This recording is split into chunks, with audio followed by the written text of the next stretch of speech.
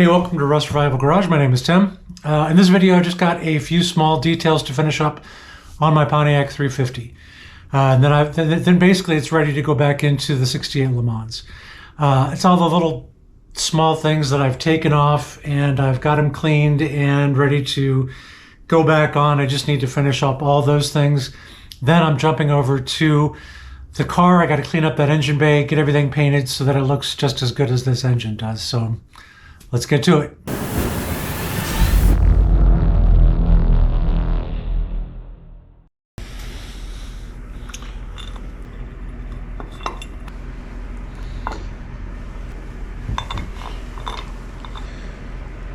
Looks about right.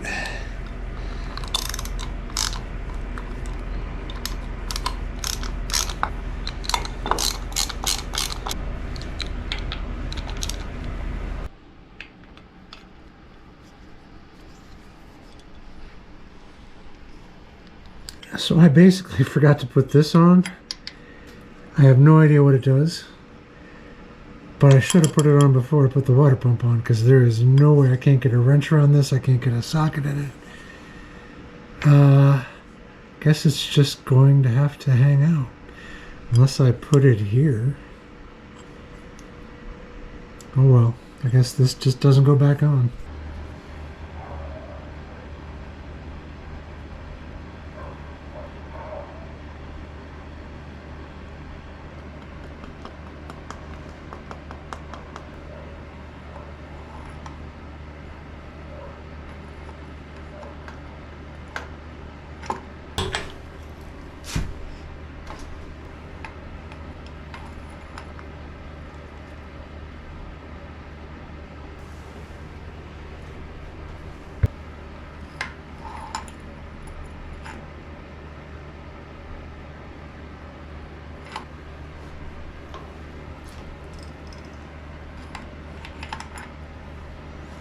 Huh. This went in a lot easier than the first time I did it. It's really not wanting to mate up anymore. What did I do differently? See, it goes in and it's way down below the bolt holes. Interesting. I have no idea what I'm doing any different than the last time I installed this.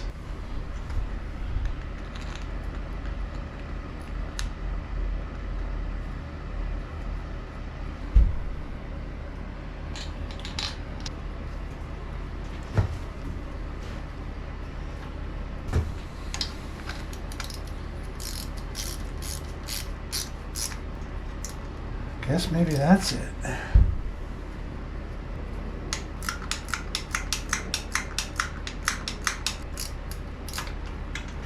This doesn't seem right.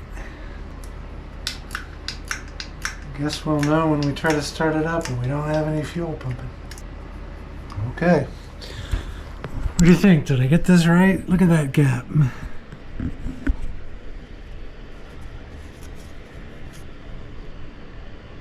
But it's as tight as it'll go, and I don't want to force it too much more.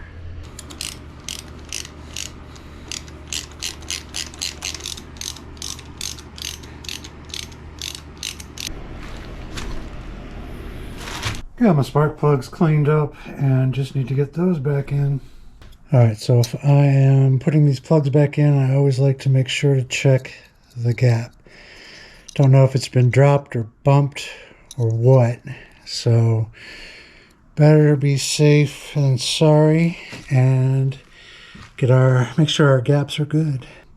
Got my plugs in, and I gotta say it's super nice to have some decent weather out. I got the garage door open for the first time since last fall, I think. It's about 62, 63 degrees in here.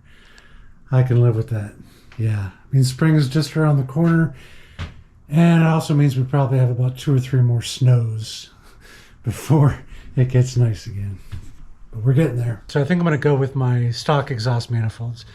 Sure, they don't flow as well and all that crap, but $300 or $400 or $500 for headers and or the ram air. I think there's like a ram air 3 or 4 header out there that they say kind of helps a little bit, but not as much. You're not going to see a huge difference. So for now, I'm just going to go with stock. I'm going to clean these up.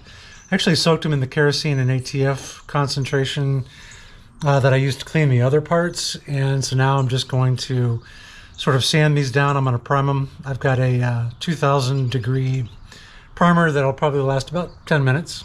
And I'll use that on there, at least get them looking pretty for a half a minute, and get them back on the engine.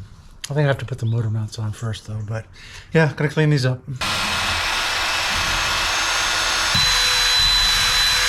All right, got it looking a little better. Now it's time for primer. Even got some of the bolts cleaned up. So we'll do that primer and see how it turns out.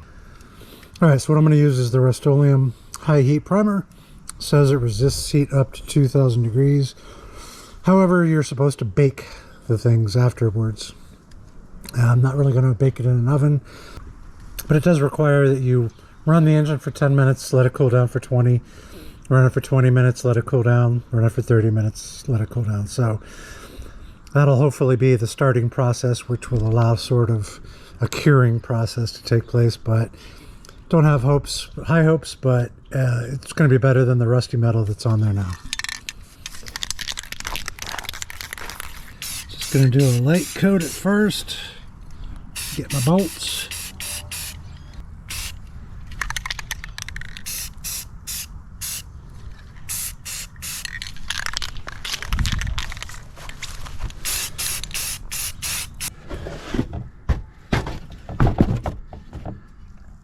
Turned out all right. They're nice and dry now. And yeah, I think I'll just get maybe the silver paint, put that on there, and we should be good to go. Need to get the valley pan back on, but I also know that the engine has been sitting for a while. And what I don't want to do is seal it up without maybe putting some assembly lube here on the cam and the lifters, because I don't know for sure when I'm going to get this started back up again.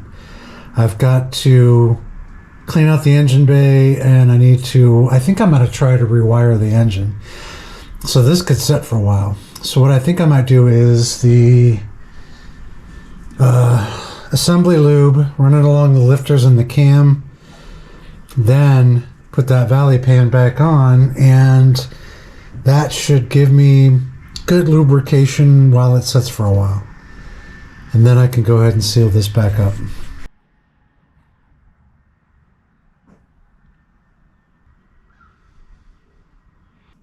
Should give me a little bit of coverage.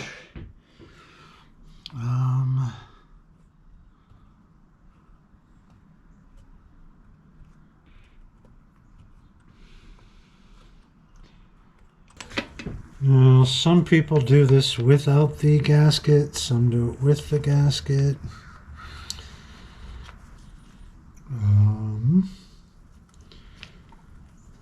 I might have to do this without the gasket. It doesn't really seem to fit all that well.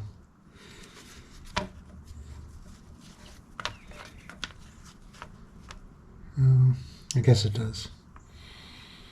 Man, that is not a great fit. I guess it's okay. All right. So let's see. So let's get down the RTV.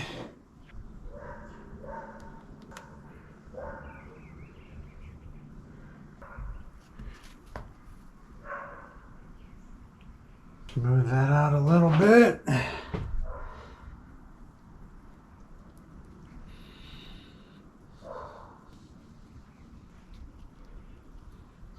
Okay.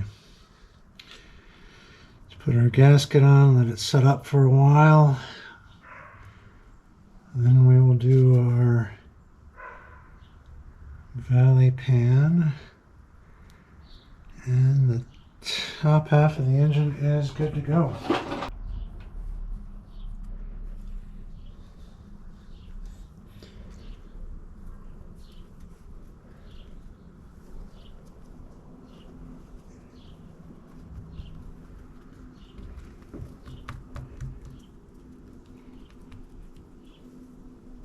Let that tack up.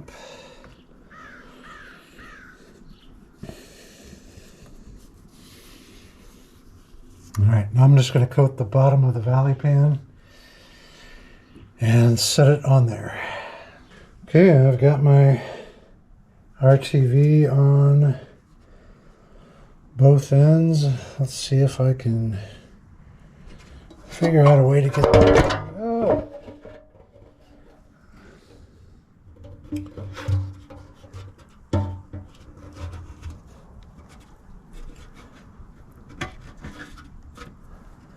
Alright, feels like I've got it centered. I'm going to make sure I've got my gasket down below the surface of the valley pan. That way the intake does not get interfered with from that gasket. I don't have to cut anything off.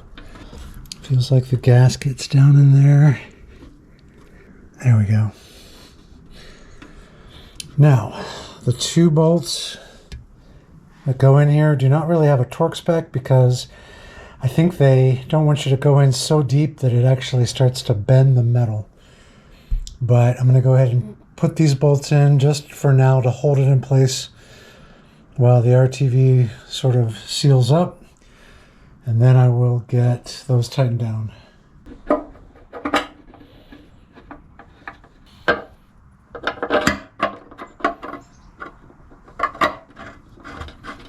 So yeah, I'm gonna let this set up finger tight for maybe an hour, and then I'll tighten it down. Okay, I did some research. A couple people say 10, 15 for the torque specs on this.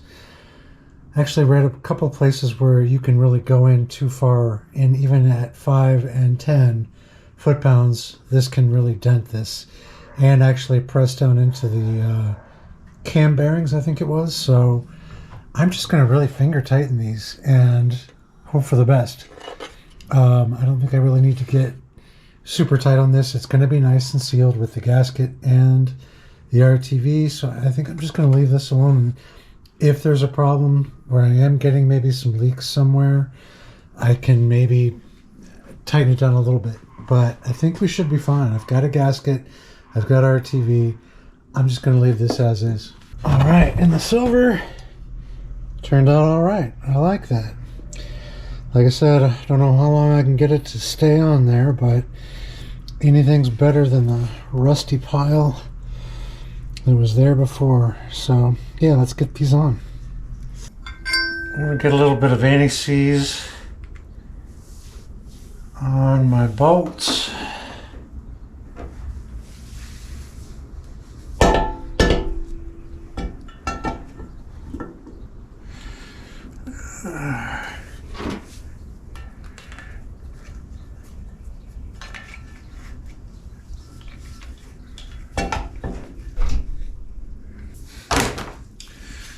Alright, first thing I want to do is get this bolt started.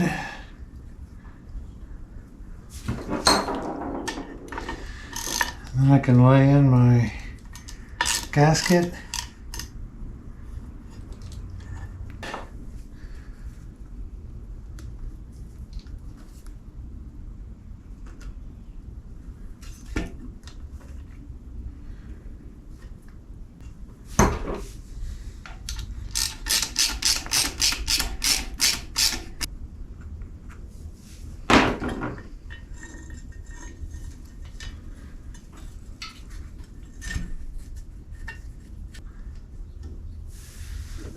Alright.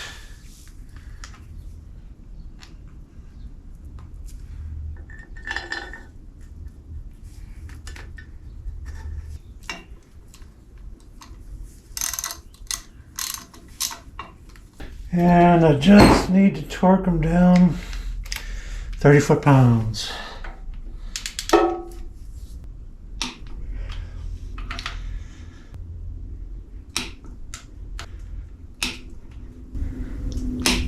And there we go.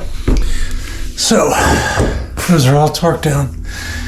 Just got to do the other side and we're good to go. All right, she's looking good. All the little stuff is done and ready to go back in. All right, so I think that's going to do it. I got all of the major things that I wanted to do on this engine done, and now even the little minor things. Literally the only thing that I have left is the motor mounts. I was hoping to finish that up in this video, but I haven't even gotten a confirmation that they've shipped yet. So I figured I'd just go ahead and put those on when I get it. But this is done and ready to go. Now I need to jump over, and I'm not looking forward to this because I've done it before and it's not fun. But I need to jump over to the 68 LeMans, clean up that engine bay, and get it primed and painted so it's looking as good as this engine looks now. Thank you very much for tuning in. Like, comment, subscribe, all those things. It really helps the channel. And we will catch you next time. Thanks very much.